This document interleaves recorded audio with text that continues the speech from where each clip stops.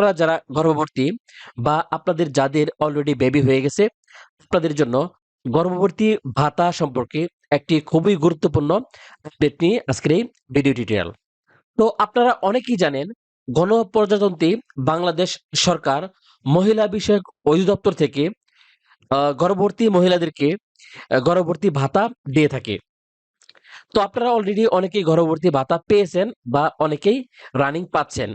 তো আপনারা যারা গর্ভবতী ভাতা এখনো পাননি, যারা নতুন গর্ভবতী এবং যাদের অলরেডি বেবি হয়ে গেছে কিন্তু আপনারা এখনো গর্ভবতী ভাতা পাননি, আপনাদের জন্যই আজকের এই ভিডিও টিউটোরিয়ালটি।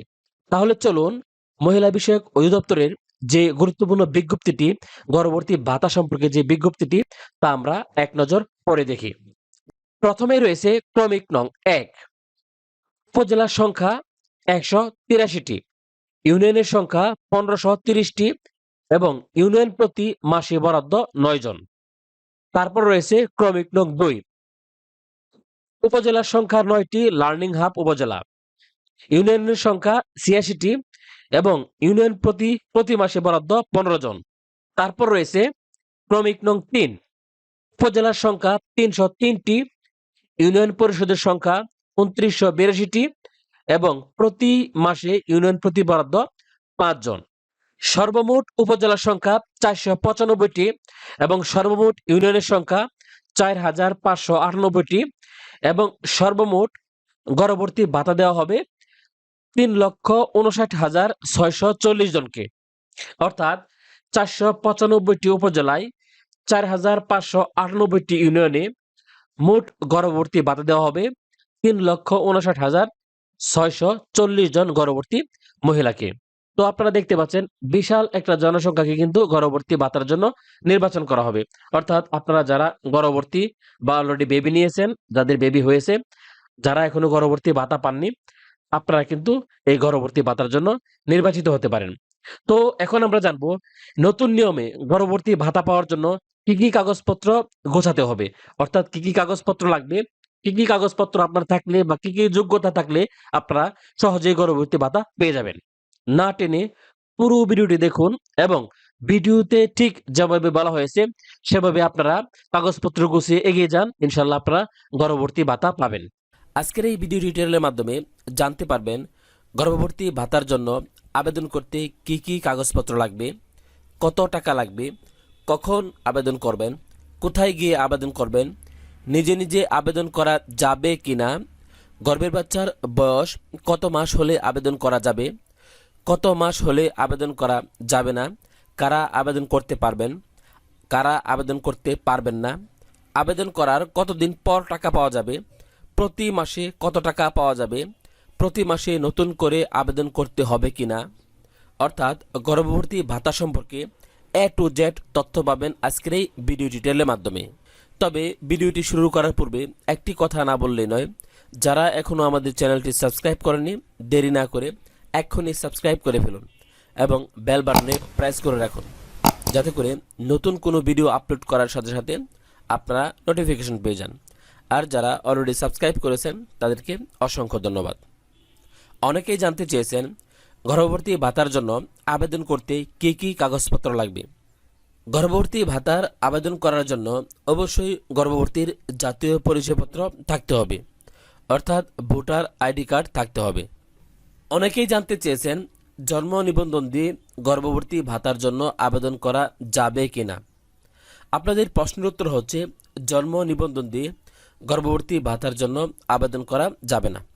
আবেদন করতে হলে অবশ্যই ভোটার আইডি কার্ড থাকতে হবে।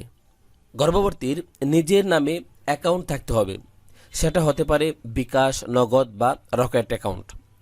আবেদন করার পূর্বে গর্ভবতীর জাতীয় পরিচয়পত্র দিয়ে নিজের নামে একটি অ্যাকাউন্ট খুলে নেবেন, সেটা হতে পারে বিকাশ, নগদ বা রকেট অ্যাকাউন্ট। আবেদন করার জন্য স্বাস্থ্য ও পরিবার পরিকল্পনা দপ্তর প্রদত্ত ANC কার্ড অর্থাৎ অ্যান্টিনেটাল কেয়ার কার্ড থাকতে হবে। অনেকে জানতে চেয়েছেন গর্ভবতী ভাতার জন্য কোথায় আবেদন করতে হবে। আপনাদের প্রশ্নের উত্তর হচ্ছে, যে সকল গর্ভবতী মায়েরা গ্রামে বসবাস করেন, আপনারা আপনাদের ইউনিয়ন পরিষদের ডিজিটাল সেন্টারে গিয়ে গর্ভবতী ভাতার জন্য আবেদন করতে পারবেন। এক্ষেত্রে আবেদন ফি বাবদ 40 টাকা পরিশোধ করতে হবে। আর যদি ফ্রিতে আবেদন করতে চান তাহলে উপজেলার তথ্য হাপা বা তথ্য সেবাকারীর নিকট বিনামূল্যে আবেদন করতে পারবেন।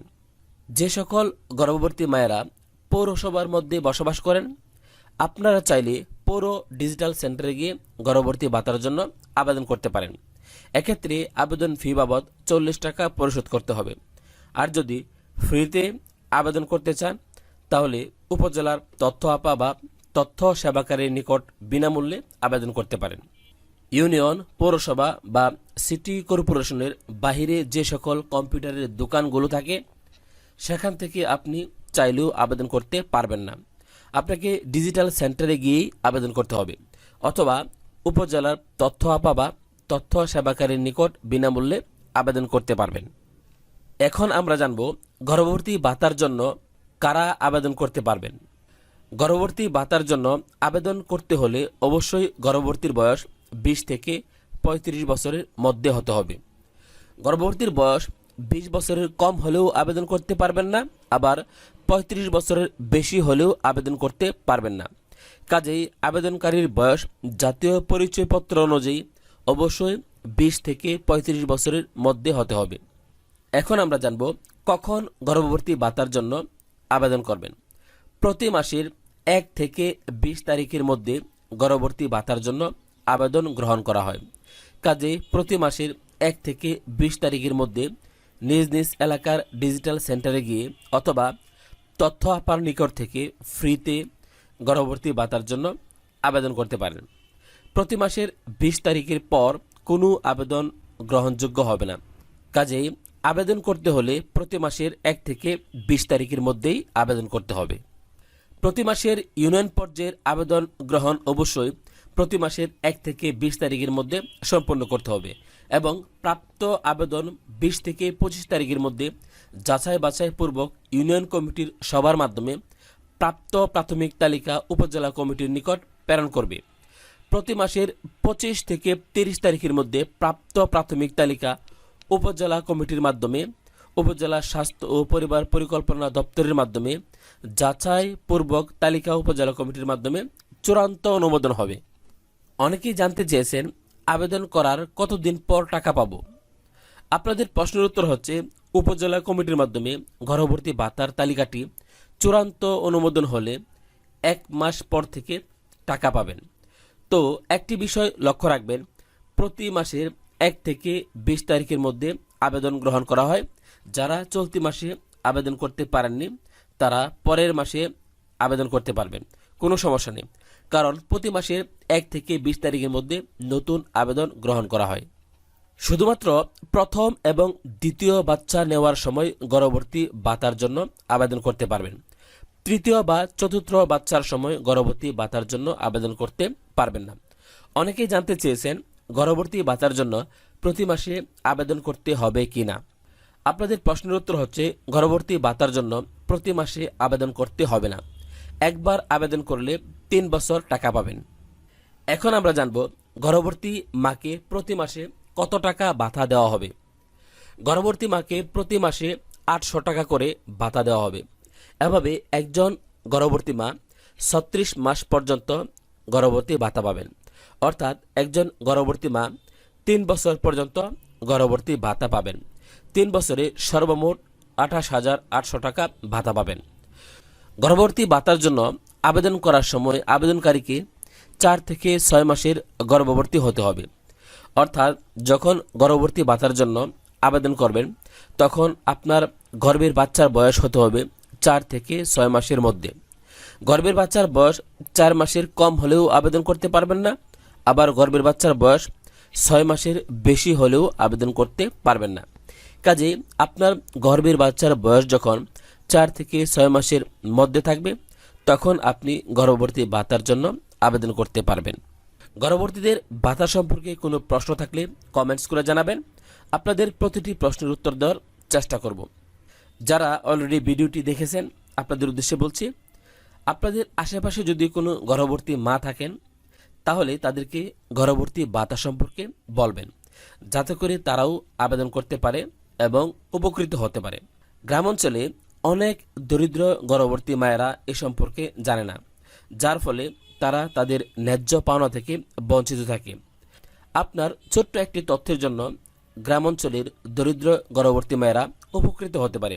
সবসময় একটি বিষয় লক্ষ্য রাখবেন, সৃষ্টির সেবা মানে স্রষ্টার সেবা। শুধুমাত্র টাকা দিয়েই সৃষ্টির সেবা করা যায় না, আপনার সুন্দর একটি তথ্য বা উপদেশ দিয়েও সৃষ্টির সেবা করতে পারেন। সকলকে ধন্যবাদ জানিয়ে আজকের মতো এখানে শেষ করলাম। আল্লাহ হাফেজ।